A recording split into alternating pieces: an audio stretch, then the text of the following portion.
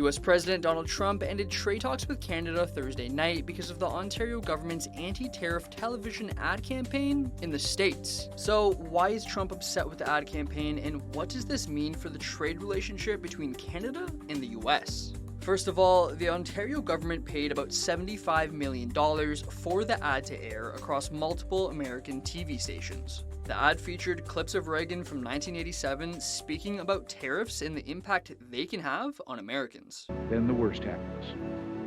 Markets shrink and collapse, businesses and industries shut down, and millions of people lose their jobs.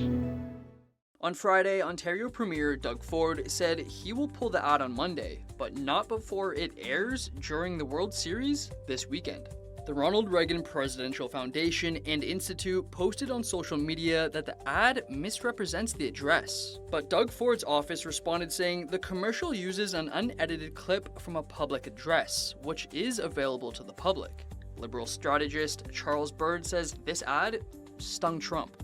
The suggestion that President Reagan had maintained a policy of opposing tariffs, which I think is essentially true, is really of singular embarrassment to President Trump.